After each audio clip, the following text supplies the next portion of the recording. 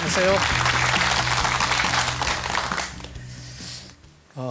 오늘은 리더십에 대해서 좀 이야기를 여러분들 같이 나누고 싶습니다. 제가 오늘 말씀드릴 내용도 리더십에 대한 모형인데 이 모형이 이제 제대로 잘 효과적으로 적용되느냐 안 되느냐를 알기 위해서 우리가 잘 알고 있는 이순신 장군의 적용을 한번 해봤어요. 그래서 제 제목이 그 리더십 모델인데 여기에 7가지 요소가 있어요. 그래서 7요소 그 리더십 모델과 이순신 장군이다. 이렇게 강의 제목을 붙여봤습니다. 우리가 근데 지난번에도 이야기를 했지만 이 모델이라고 하는 것이 결국은 분석의 툴이 되는 거죠. 보통 이제 오늘 이순신 장군 이야기하지만 내가 많은 사람들한테 이순신 장군이 왜 위대한 장군이냐 이렇게 물으면 그 한산대첩에서 정말 일본군들을 완전히 무찔렀기 때문에 위대한 장군이다. 그러고는 그러고는 말이 없어요. 예? 여러분한테 물어도 아마 크게 다르지 않을까. 다시 말해서 우리가 이 사고의 프레임워크가 없는 거죠. 리더가 잘 되려면 어떤 걸 잘해야 되느냐, 어떤 요소가 있느냐. 그래서 그 사고의 프레임을 가지고 있으면 이순신 장군은 말이야. 이거 좋고 이거 좋고 이거 좋고 해서 그래서 잘했다. 이제 좀 잘못한 장군 같으면 그 사람 이건 좋았는데 이거는 잘못했다. 이거는 향상시킬 수 있다. 그럼 나는 어떻냐? 나는 이거는 잘했는데 이건 안 되구나. 뭐 이런 식으로 해서 우리가 좀 향상하고 발전시킬 수 있는 그 툴이 되는 거죠. 그래서 이 리더십 모델도 보니까 이 세계 최초예요. 그래서 앞으로 내가 좀 이걸 많이 좀 더 보완을 해서 여러분들하고 공유를 하면 더 좋지 않을까 하는 이런 생각도 가지고 있는 거죠. 그래서 하여튼 보통 이제 우리가 외국에서 이제 학자들이 리더십에 대한 이야기를 하면 모델이 아니라 이렇게 하는 사람이 정말 좋더라. 뭐 이런 식으로 옛날에는 키가 큰 사람이 좋은 리더더라. 뭐 이런 이야기도 있었어요. 네. 그 최근에는 봉사지향적인 사람이 좋은 리더더라. 뭐 이런 식으로 하나하나의 사례를 가지고 이야기하고 있는데 오늘 제가 이야기하는 건 리더십 모델이고 좀 종합적으로 좋은 리더가 되려면 어떻게 되느냐 이런 걸 이야기하려고 하는 거죠. 그래서 내가 이제 아까 이순신의 지도력이 좋다면 그 이유는 뭐냐 이렇게 우리가 물어봐야 되는데 대답이 좀 시원찮고 또 이순신 같이 되려면 어떻게 하느냐 이거에 대해서도 우리가 또 잘 모르는 거죠. 네. 그리고 좋은 지도자란 무엇인가 이렇게 말하면 좀 아주 만족할 만한 답을 우리가 구할 수 없는데 아마 오늘 여러분들이 강의를 듣고 나면 이 질문에 답을 잘 할 수 있지 않을까 이렇게 생각합니다. 우리가 보통 이제 지도자가 되기 전에 사람이 되라 이런 말을 하고 있어요. 그런데 이건 사실은 동양에서 나오는 말이에요. 서양 사람들은 이런 말을 잘 안 해. 왜냐하면 사람이 된다고 하는 거는 이 동양 사람들의 주된 사고방식이었어요. 옛날부터. 유교 때부터도 그렇고 불교도 그렇고 말이에요. 동양 사람들은 사람이 어떻게 되느냐 이걸로 가지고 지금 우리가 몇천 년을 고민하고 있는 거예요. 사실 그죠? 유교라는 게 그렇잖아요. 유교는 뭐예요? 사람 되는 거 아니에요? 불교도 사실은 사람 되는 거지 뭐. 깨달음이라고 하는 게 말이에요. 사람 되는 거예요. 어떻게 보면. 그래서 사람이 되라 했을 때 그러면 우리가 이 몇천 년 동안 이렇게 연구해온 주제인데 그게 뭐예요? 사람이 되라 했을 때 우리가 어떤 걸 이야기하는 거예요? 예? 예? 도리, 그런 거죠. 도리를 지키는 게 사람이 되는, 도리를 안 지키면 사람이 아니잖아요. 예. 그런 같이 도리를 지킨다든지 뭐 이런 거 있잖아요. 그래서 이제 우리가 그걸 유교에서는 덕이다 이렇게 이야기를 하죠. 덕을 이제 쌓아라 이런데. 그러니까 이제 명제의 성선설도 있지만 우리는 원래 정말 좋은 사람이다. 사람이 돼 있는데 하여튼 어떤 이유로든지 모르겠어. 이 집 사람이 안 돼 있는 거야. 그러니까 여러분도 지금 나도 마찬가지지만 사람이지만 사람이 아니야 지금. 에? 아니면 반쯤 사람이든지 말이야. 이 사람이 그러니까 우리가 사람이 된다는 건 이제 유교식으로 이야기하면 원래는 좋은 사람이었는데 이게 지금은 잘못돼 있으니까 이걸 좋은 사람으로 바꿔야 되는 거야. 그렇게 하려면 이제 수양을 하고 뭐 이렇게 해서 이제 우리 마음을 순화시켜서 순수하게 해가지고 우리 양심을 이제 회복해야 된다. 이런 이야기를 하거든요. 그래서 그 유교식으로 얘기하면 이제 이 수양을 하고 그래서 마음을 이제 욕심을 없애야 되는 거지. 마음을 비워서 불교식으로 마음을 비우는 거죠. 마음을 비워서 그러면 이제 우리가 좋은 사람, 덕이 있는 사람으로 된다. 이런 거예요. 그래서 이제 유교에는 항상 이 수양을 굉장히 중요하게 생각했잖아요. 불교도 사실은 그거지. 불교도 어떻게 하면 우리가 좋은 사람이 되느냐. 그래서 육바라밀, 십바라밀 뭐 이런 게 있잖아요. 그 우리가 보시, 지계, 인욕, 그다음에 뭐예요? 정진, 선정, 지혜 뭐 이런 거잖아요. 그런 게 다 그 좋은 사람이 가지고 있는 덕목이에요. 예? 좋은 사람. 우리가 좋은 사람이 되려면 이런 보시, 지계, 인욕 이런 덕목을 이게 갖고 나가야 되는 거죠. 그렇게 하려면 이제 수행을 해야 되는 거예요. 불교식 말하면 이제 참선 수행을 해야 되는 거죠.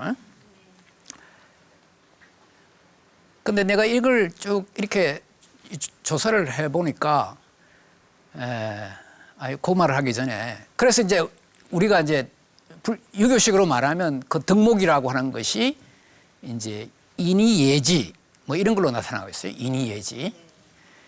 불교식 얘기하면 아까 보시, 지계, 인욕 이런 거고 또 십바라밀에는 그 육바라밀에 없는 자애, 뭐 출리, 뭐 이런 내용들이 또 들어있어요.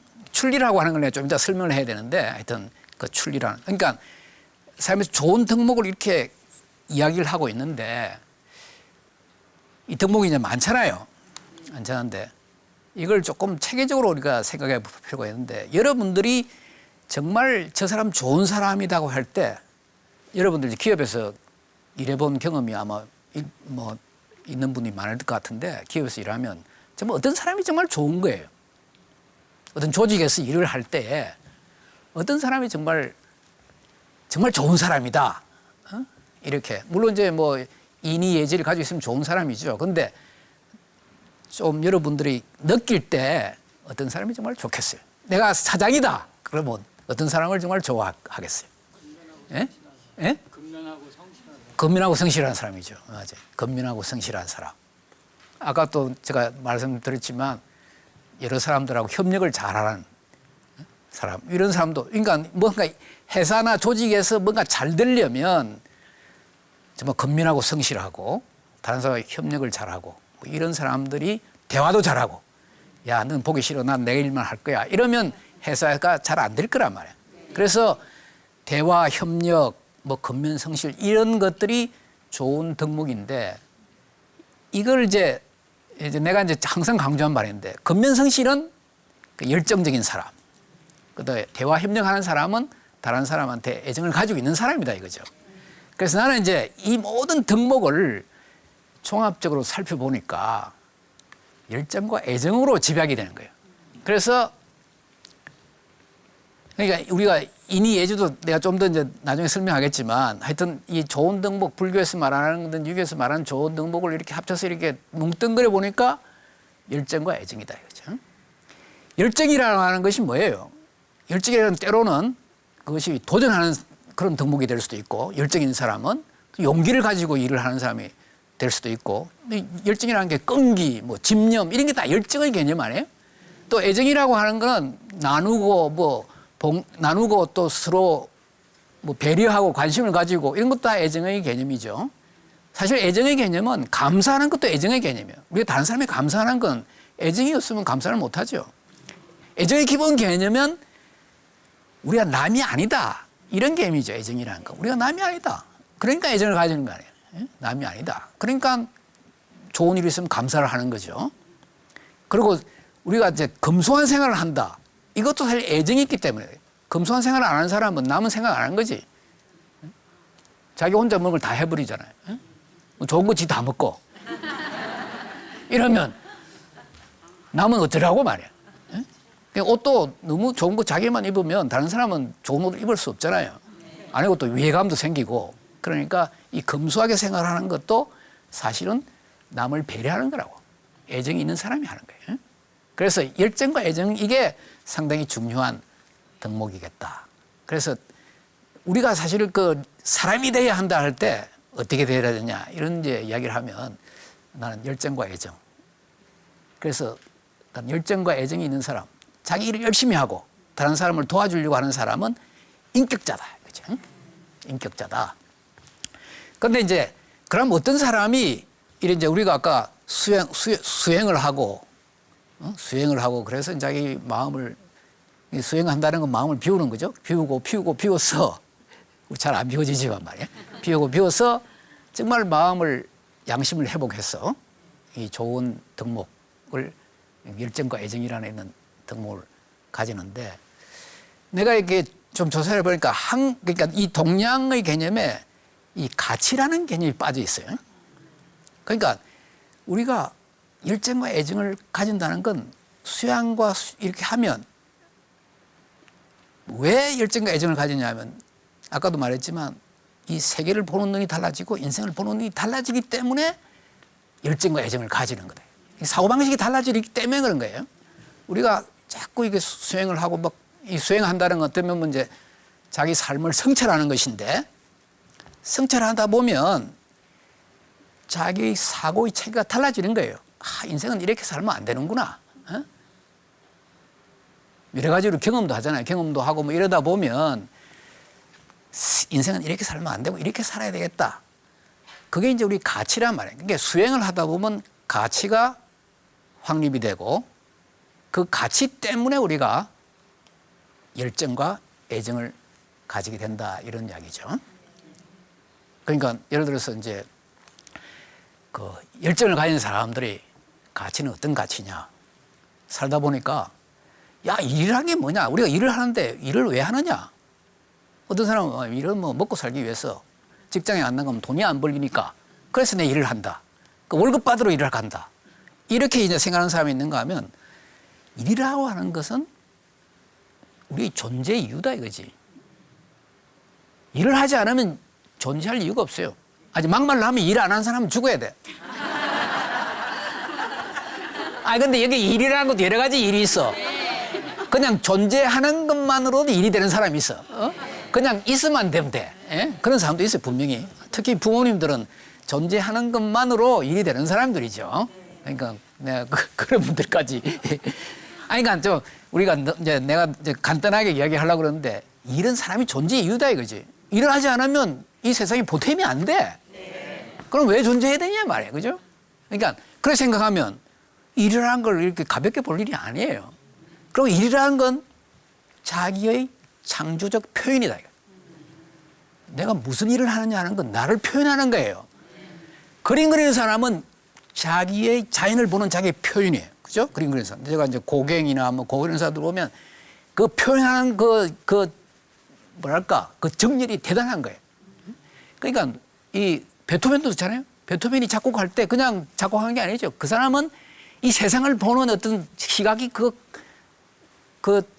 작곡의 그 음표에 나와 있는 거예요. 그 사람이 세상을 보는 눈이에요. 표현이에요. 그러니까 우리 일하는 것도 내가 어떤 일을 하느냐, 내가 일에 어떤 결과를 만들어내느냐 하는 것은 나를 표현하는 거라 이거죠.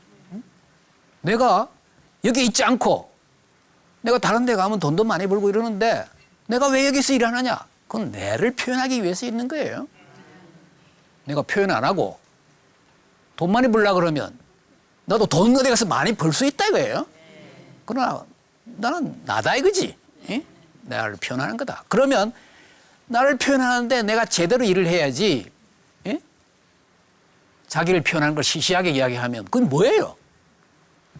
일은 자기다 이거지. 그럼 나를 정확하게 제대로 표현해야겠다. 그럼 열정이 거기 들어가는 거예요. 내가 뭐 일을 하나 해도 잘해야 되겠다 이거죠. 그 애정도 마찬가지 아니에요. 애정이라는 거, 사람이란 건 뭐냐 이게 사람이란 건. 사람이란 건 뭐 그냥 동물과가 태어났다 그냥 죽으면 그만이지. 이렇게 생각하면 뭐 끝나는 거지만 그러나 사람이란 건 다르다. 사람은 생각하는 동물이고 사람이란 건 무한한 잠재력을 가지고 있다. 사람이란 건 그 내면에 자기만의 빛이 있다 이거죠. 여러분 나 안 했지만 그 내의 빛이 있다. 그러면 내 잠재력 그 빛을 발휘를 해야 될 거 아니냐 이거지. 그 모든 사람이 원하는 잠재를 가지고 있으면 나를 포함해서 우리가 어쩌든지 간에 이 잠재력을 발휘해서 이 세상을 아름답게 만들어야 되겠다 이거죠. 피카소가 그림을 잘 그리면 그게 우리한테 도움이 되고 또 과학자가 로켓을 발명했어 말이야. 우리가 달나라에 간다 또는 화성에 간다 이러면 그거 얼마나 더 좋은 일이에요. 그래서 모든 사람이 이렇게 잠재력을 개발하면 세상이 아름다워지고 좋아지니까 우리 거기에 협력을 해야 되겠다. 그래서 내가 사람을 보면 이 친구 말이야 형 생긴 것도 이상하고 뭐 보기 싫어 이렇게 하는 것보다 이 사람의 빛이 뭔가 내 그걸 도와주겠다 이렇게 하면 서로 좋은 거 아니에요. 그러면 서로 도와주는 거지. 나도 도와주지만 나는 도와주기만 할까요? 나도 도움을 많이 받는 거 아니에요. 언젠가는 도움을 받는 거지. 꼭 도와준 사람한테 안 받아도 어디 가서 받는단 말이에요. 이 세상은 그래서 우리가 모두 하나다. 뭐 이런 생각이 이제 들게 되는 거죠. 그래서 애정이라는 것이 생기는 거예요. 다시 말해서 가치관이 달라진 거예요. 가치. 그래서 오늘 여기서 이제 제가 이런 가치의 개념이 동양에서는 좀 부족한 것 같아요. 내가 이 부분에 완전 전공이 아니기 때문에 내가 또 이제 가물한지 모르지만 그런 느낌을 가졌어요. 그래서 이제 그 리더십에 제가 이게 동그라미가 7개 있는데 그래서 7개 있는데 이 열정과 애정이 중요한 거다 이거죠. 다시 사람이 되는 거예요. 열정과 애정을 가지는 게. 그렇게 하려면 조금 전에 이야기 드렸듯이 가치를 개발해야 돼요. 자기만의 가치가 있어야 돼요. 아까 사람이란 무엇이냐, 일이란 무엇이냐 이런 거에 대해 자기의 어떤 사고 체계가 확립되어 있어야 된다 이런 이야기죠. 그런 가치를 가지고 있으면 열정과 애정이 생길 거예요. 열정과 애정이 없는 사람은 이런 가치 체계가 확립이 안 됐어요. 그 열정과 애정이 있고 가치가 있는 사람은 지혜를 가지게 된다 이거죠. 이 지혜가 가치와 열정과 애정으로부터 나는 거예요. 지혜라는 건 뭐예요? 지혜라는 건 좋은 판단을 하는 거 아니에요? 이 사람 뭐 이야기하는 거 보니까 결과가 참 좋다. 판단을 잘했다 이거죠. 판단력이 있다 이거예요. 그게 지혜란 말이에요. 근데 이 판단이 대부분은 가치에 의해서 결정이 돼요. 아까 우리 이나무리 가조가 얘기했듯이 무엇이 인간으로서 바른 행동인가? 그렇게 질문하면 현명한 결정을 내릴 수가 있는 거예요. 그리고 열정이 있는 사람은 신중하게 결정해요. 무슨 결정을 하나 하더라도 그냥 아무렇게나 무모하게 결정을 안 해. 근데 기업이 망하는 거 보고 무모한 결정 때문에 망해요. 진로 같은 기업이 왜 망했어요? 그러니까 뭐 진로 하나는 좋은 기업인데 욕심이 생겨가지고 뭐 건설도 하고 말이에요. 여러 가지 다른 사업을 하니까 자금 부족 상태가 나가지고 그냥 진로가 망해버렸잖아요. 신중한 결정을 안 한 거지. 내가 보면 왜 신중한 결정을 안 했나? 내가 너무 이제 내가 혼자 생각인지 모르지만 이 열정이 부족한 거예요. 내가 진로를 맡았으면 말이야. 진로 하나 이거 세계적인 기업으로 키워야 되겠다 이렇게 생각하고 경영을 하고 내가 그럼 건설해야 되겠나? 그러면 질문해야 할 게 이 건설을 정말 내가 한다면 여기에 온 내 열정을 바쳐가지고 이거 세계 최고의 기업으로 만들 수 있는 그런 생각이 있느냐 아니면 이것이 나의 허영인가? 이렇게 질문하면서 심사숙고해야 되는데 심사숙고 안 한 거지. 옆에서 건설 말이야 좋아 이러니까 좋은 점도 많죠. 그러니까 에라 모르겠다 해보자 뭐 이래야 되는 거야. 그럼 망해. 그러니까 신중한 결정 그 자체가 열정을 가진 사람은 그게 지혜로 되는 거예요. 그러니까 이 애정도 마찬가지. 애정이라는 건 또 다른 사람의 이야기를 잘 경청하는 것도 애정이에요. 사람이 와서 뭐 이야기하려는데 너만 듣기 싫어요. 이러면 안 되잖아요. 그런데 이 말을 들으면 그게 다른 사람의 말을 듣는 것이 지혜예요. 왜냐하면 그 많은 아이디어가 들어와 가지고 그게 기초로 좋은 판단을 내리는 거 아니에요. 아무리 영리한 사람도 모든 것을 잘 알 수가 없어요. 정말 어떤 때는 나는 정말 어린 사람한테서도 지혜를 빌리고 수가 있더라고. 왜냐하면 그 사고방식이거든. 어떻게 생각하느냐 하는 게 결정에 어떤 영향을 주는데 이 사고방식이라는 게 다양하기 때문에 내 사고방식은 어느 한쪽으로 딱 이렇게 쏠려 있는 거예요. 근데 그걸 이렇게 확장하게 되면 좋은 결정할 수 있는 여러 가지 방안이 나오게 된다 이거죠. 그러니까 이 지혜라고 하는 것이 이런 가치, 열정, 애정을 가지고 있는 이런 덕목으로부터 또 지혜가 생기는 거예요. 그러니까 지혜라는 건 뭐냐? 경영을 잘할 수 있는 판단력이니까 실제 경영을 잘하게 되는 거죠. 그러면 지도자가 해야 할 역할은 뭐냐? 역할은 우선 방향을 설정해. 비전 제공해야 되고, 그럼 비전을 제공했으면 그 비전 제공하기 위해서 해야 할 일들을 잘 추진을 해야 되잖아요. 그 전략 실행자가 돼야 되고, 그럼 이 모든 일들을 사람들이 와서 해야 되니까 동기부여를 시켜야 돼. 그래서 지도자의 세 가지 역할은 비전 제공자, 전략 실행자, 그다음에 이제 동기부여자가 돼야 되는 거지. 근데 이 세 가지 역할을 잘 하려면 지혜가 있어야 되잖아. 근데 지혜는 그 정말 인격 덕목으로부터 나오는데 열정과 애정이고, 열정과 애정은 가치가 있어야 된다, 이런 이야기죠. 그래서 어디 뭐 이제 여러분들 지도를 하러 갈 수 있어요? 삼성전자에 가서 이제 사장으로 좀 가겠다고 좀 신청서를 제출해가지고 검토를 한번 받아봐야 될 거 아니에요? 네. 그런데 이제 가치의 종류에 대해서 한번 이야기를 하려는데, 그러니까 아까 우리가 가치를 했는데 열정을 가치려면 일에 대한 가치는 일은 뭐다 하는 가치는 그걸 나는 이제 사업적 가치다 이렇게 불러요.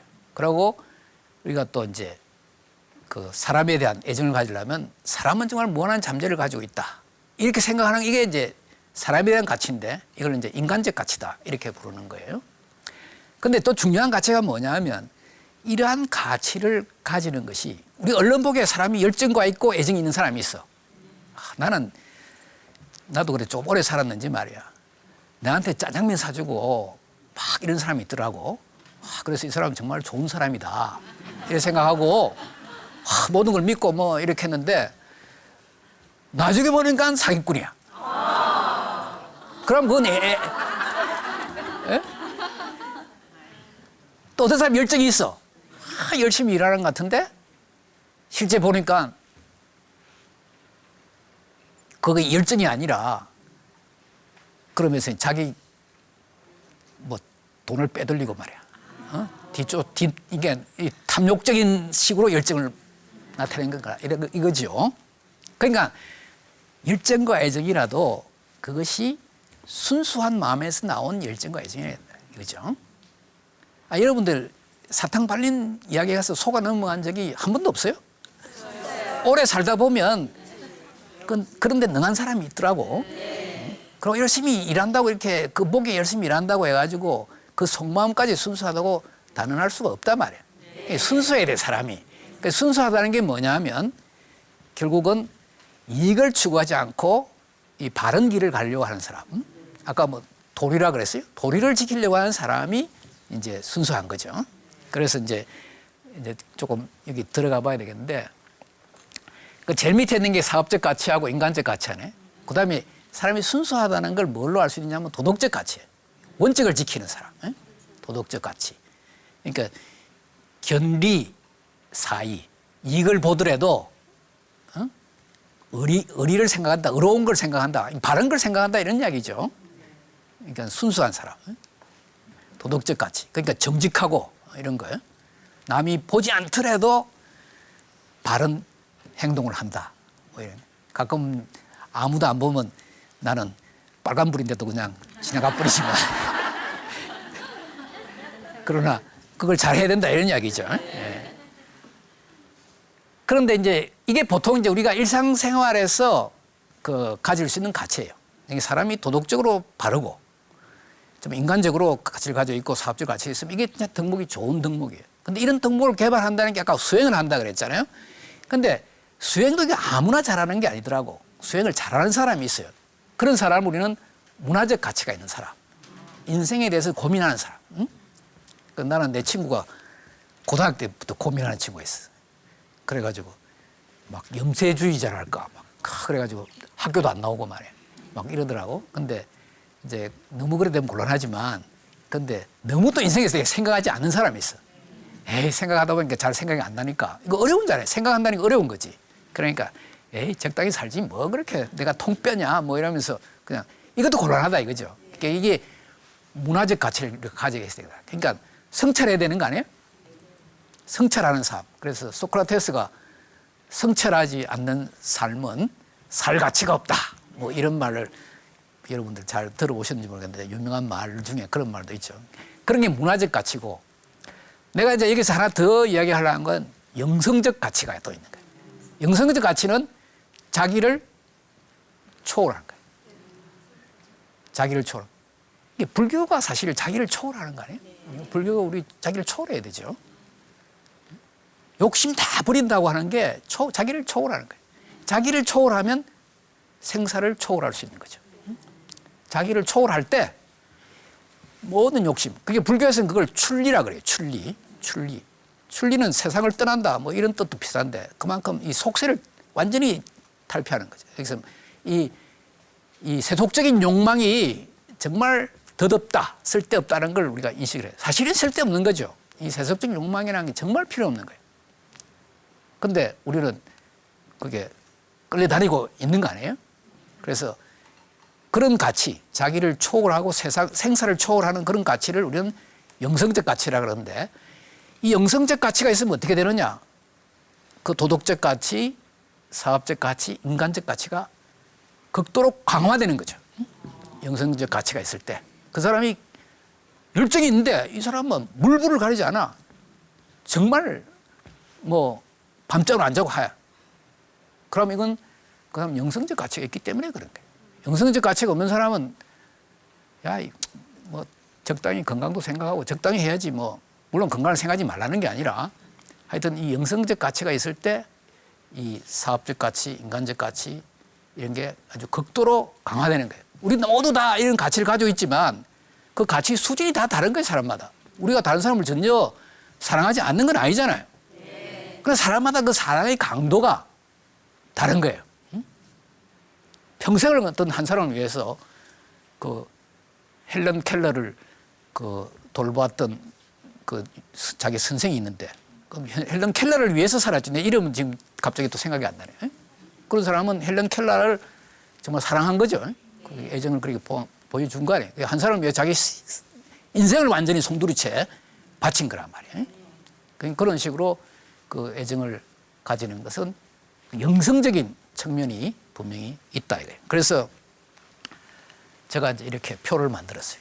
그러니까 우리가 열정과 애정, 근데 그걸 하려면 도덕적 가치가 있어야 되고 영성적 가치가 있어야 되고 그다음에 문화적 가치가 있어야 된다. 문화적 가치가 제일 처음에 나타나는 거고 그 다음에 이제 그러니까 이게 순서가 아니라 그 다음에 열정과 애정이나 뭐 도덕적 가치가 있어야 되는데 영성적 가치가 있을 때 다른 가치들이 강화된다 하는 걸 이렇게 표로 나타낸 거죠. 그래서 여기에서 이제 열정과 애정만 말했지만 도덕적 가치를 나타내는 그 성품으로는 나는 이제 그걸 건독이라는 말을 쓰고 싶어요. 건독. 건독은 이 도덕적 가치를 나타내는 말이에요.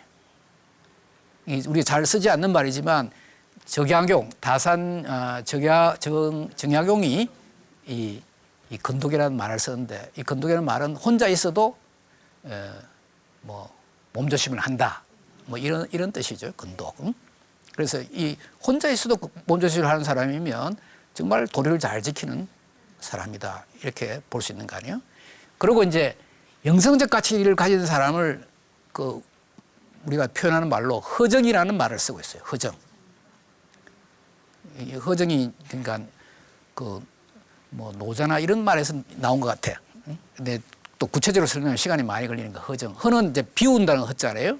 정은 고요할 정자예요.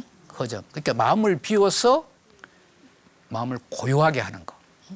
이게 이제 사람의 마음을 비운다는 게 아까 우리가 불교에서는 출리. 그다음에 마음을 고요하게 한다는 건 불교에서 말하는 거는 평정심이라는 말이 있어요. 저기 팔리언가 뭐는 우페카라 그러는데 우페카라는 그 평정심. 그래서 이 종교적 그러니까 불교나 유교에는 이런 식으로 마음을 비워서 그 마음을 고요하게 한다.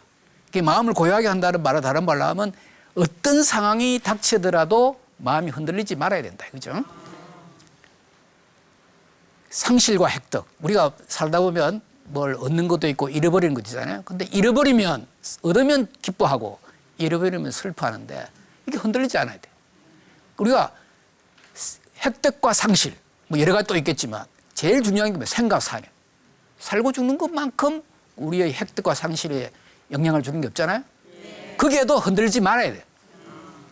그러니까 내가 죽어도 흔들리지 말아야 돼. 그럴 때 이제 그건 영성적 가치가 허정이 완벽하게 이루어진 거죠. 그런데 보통 사람으로는 그게 가기 어렵지만 우리가 그 가려고 이제 노력하는 것이 문화적 가치. 계속 수양을 해야 되는 거죠. 예. 그래서 이제 사람이 된다는 거는 이제 이 정도로 끝내야 되겠어. 아, 이 시간이 됐네. 이게 사람이 되라 이거지. 이게 사람이. 그렇게 리더가 되려면 이런 식으로 인생에 대해서 생각하고 말이야. 자기 철학을 확립하고 가치를 확립하고 이래서 정말 열정과 애정 그리고 근독 뭐 이런 식으로 해야지 아래 사람한테 뭔가 이야기를 할 수가 있다 이런 이야기죠. 이게 이제 동양적 사고방식이죠. 그래서 이제 이걸 가지고 이순신 장군한테 한번 적용해 볼까 싶어요. 그러니까 이순신 장군은 이 영성적 가치가 대단한 사람이에요. 여기 다 이야기하는 것보다 명량해전.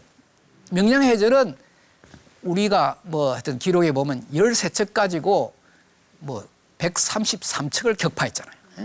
그리고 그것도 말이에요.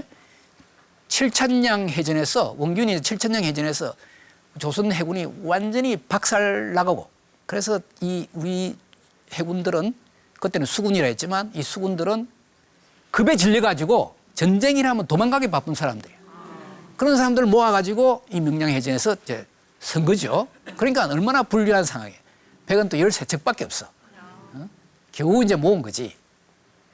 그런데도 명량해전에서 도통사람 같으면 이순신 장군마저도 아, 이게 나는 손들었다. 안 하겠다. 이렇게 했을 텐데 그 이제 조선 왕은 니 그렇게 하지 말고 그거 다 버리고 이제 너 육지에 와서 육군으로 싸워라. 해군에서는 이제 희망 없다. 이랬는데 무슨 말씀이냐고. 신에게는 그래도 말이야. 아직 12척의 배가 있습니다. 내가 하면 말이지. 해볼 수 있다. 뭐 이런 식으로 한 거 아니에요? 그러니까 이순신 장군한테는 어떻게 보면 불가능한 내 사전엔 불가능이란 없다. 그 말은 안 했지만 그 말과 그걸 뭐 더 강한 말 아니에요? 그러니까 필사적생 필생적사 목숨 내놓고 하는 거지. 그리고 이 곳곳에서 우리는 정말 목숨을 내놓고 싸워서 정말 죽는 것이 정말 값진 것이다. 이런 말을 상당히 여러 군데서 하고 있어요. 그래서 명량해전에 이렇게 영성적 가치를 보고 노량해전에서도 이제는 일본 놈들이 막 도망가. 근데 웬만하면 아니 진린이라는 명나라 장군도 그랬어. 에이 이제 막 그만하자. 보내주자. 무슨 소리냐. 이놈들이 한국에 와가지고 노략질 하고 했고 말이야. 다음에 어떻게 또 나올지도 모르고 이놈 믿을 수 없다. 끝까지 한 놈도 보낼 수 없다. 이렇게 이제 이야기를 한 거죠. 그래서 노량에서 끝까지 싸우고 이 원수 무찌른다면 내한테 유한이 없겠다. 이런 말을 하고 근데 사람이 사실 또 죽을 때 무슨 말을 하는 게 상당히 중요한데 딱 죽으니까 여러분들 어때요? 총 탁 탄환이 가슴에 막혀가지고 죽을 때가 됐어. 어떻게 하겠어요? 내 같으면 야 어째 한번 해봐라. 이 탄환 좀 빼서 내가 좀 살리라. 뭐 이래만 할 것 같은데 내가 죽어도 죽었다고 말하지 마라.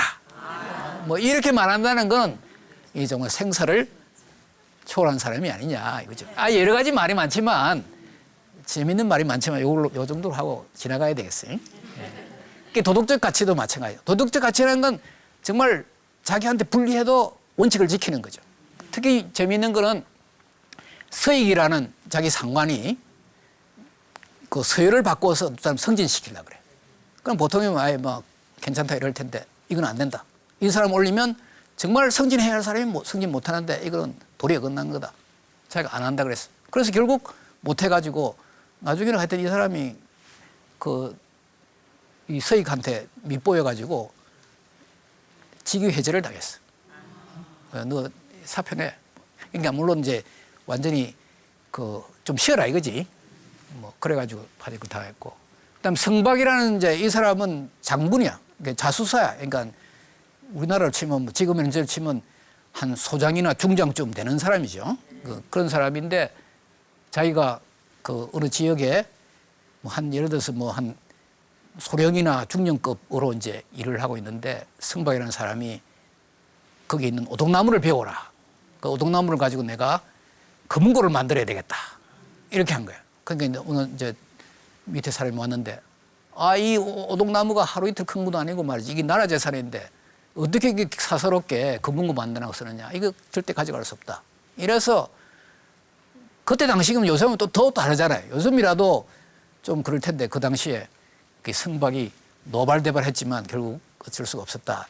이렇게 이야기를 하고 있어요. 그러니까 뭐 이 한두 가지가 아니라 원칙을 지켜나갔다 이거죠. 그래서 도덕적 가치가 있었다는 거고 이 사업적 가치는 일에 대한 가치 아니에요? 결국은 이제 사명감, 뭐 이 정말 멸사봉공하겠다든지 이런 정신이 아주 강했던 거죠. 그래서 하나만 예를 들면 아까 노량해지는데 한 척의 배도 돌려보낼 수 없다. 그러니까 이 사명감이 얼마나 투철했느냐. 그게 이제 사업적 가치를 이야기하는 거고.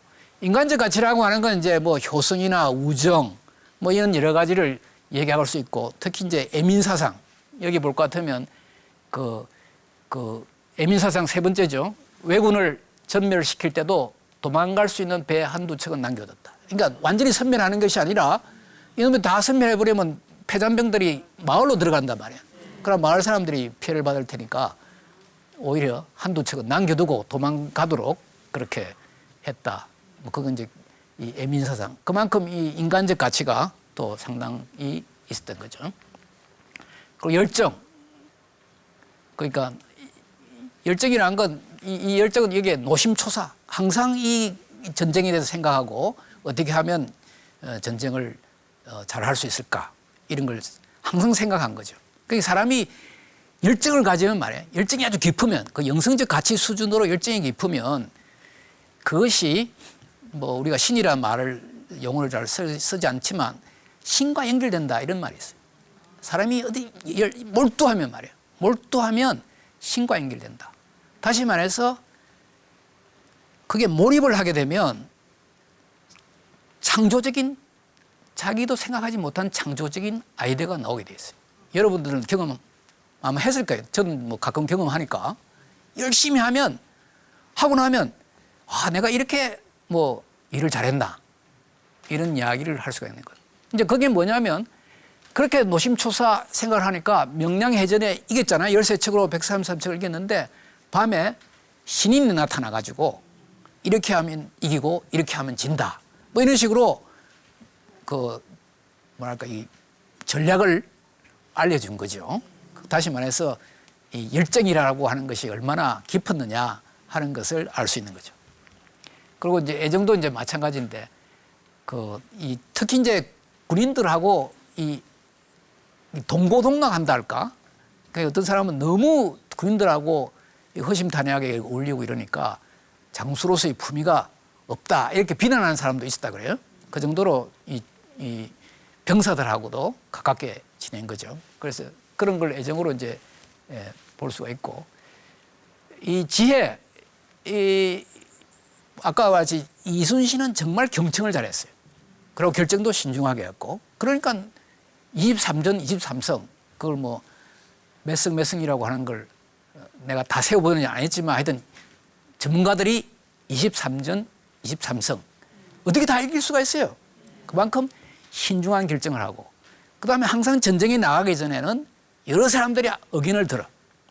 그래서 자기 밑에 그 장수들을 모아놓고 전략회의를 하는 거예요. 그래서 막 난상 토론을 해.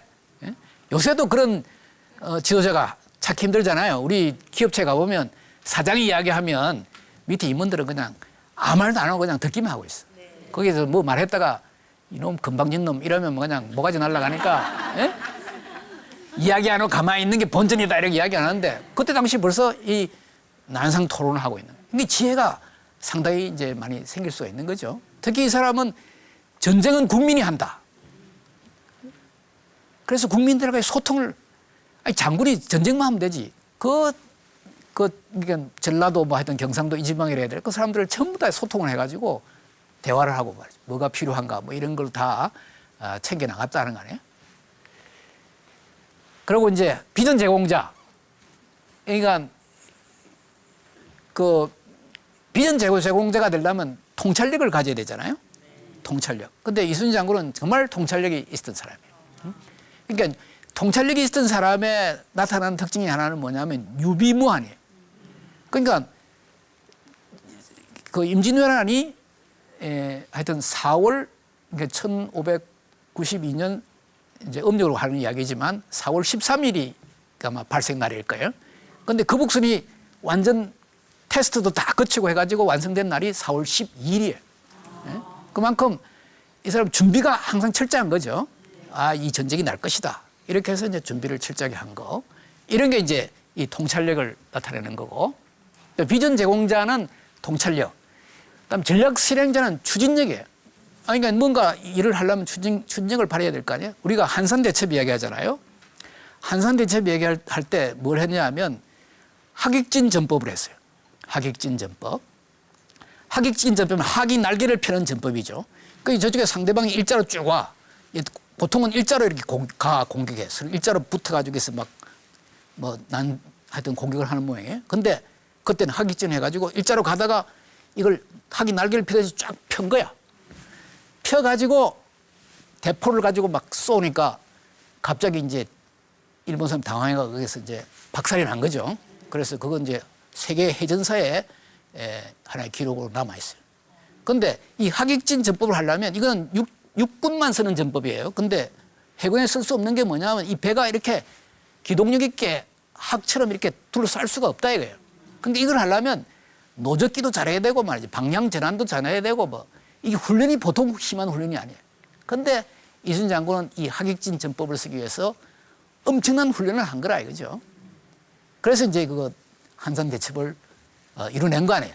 다시 말해서 뭘 철저하게 한다는 사람이지. 뭘 한다 하면 철저하게 한다. 그래서 이 추진력이 있냐면 주도 면밀, 만전지게, 빈틈없이 하는 거예요.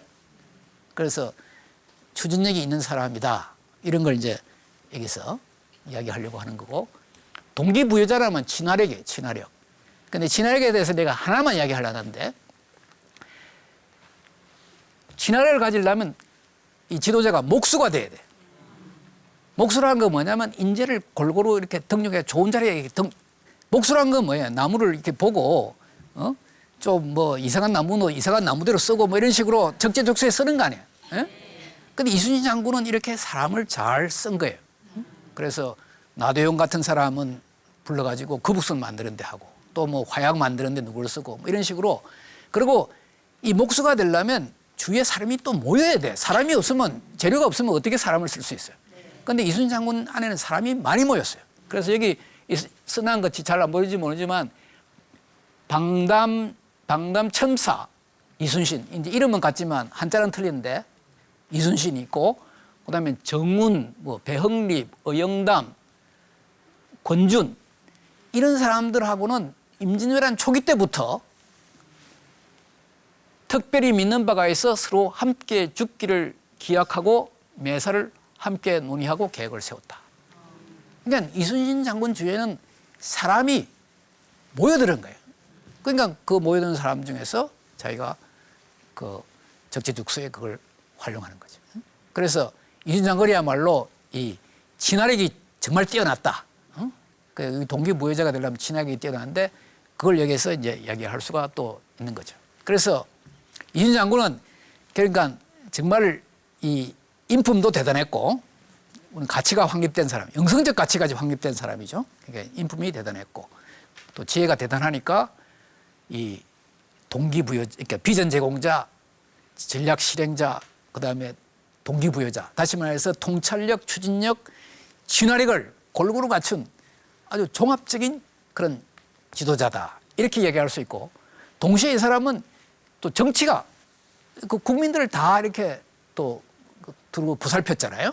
정치가고 그다음에 전쟁만 한 게 아니라 무기도 개발하고 뭐 여러 가지 이런 행정적인 일도 많이 한 거 아니에요. 그래서 행정가고 그다음에 또 그냥 전쟁만 한 게 아니라 이 국민들을 먹여 살려야 돼. 군인도 먹여 살려야 되니까 소금 제작, 둔전 경영, 뭐 또 통행첩도 발행하고 이래서 이제 이 군사들한테 먹을 수 있도록 그렇게 이제 또 준비를 한 거예요. 그래서 사업가도 된 거예요. 그리고 아까 뭐 스님이 나타나서 그 명량 해전에서 이렇게 하면 이기고 저렇게 하면 전다 할지 이렇게 하면 안 되고 이렇게 하면 이기고 이렇게 하면 뭐 진다. 이렇게 이야기한 것과 같이 이 신적인 수준으로 올라갔다. 그래서 이제 이 군신이다 이거죠. 그래서 이순신 장군은 이와 같이 생각해 보면 정말 탁월한 지도자다 이렇게 볼 수가 있겠습니다. 네, 이 정도로 하고 이순신 장군과 7요소 리더십 모델에 대해서는 마치겠습니다. 감사합니다.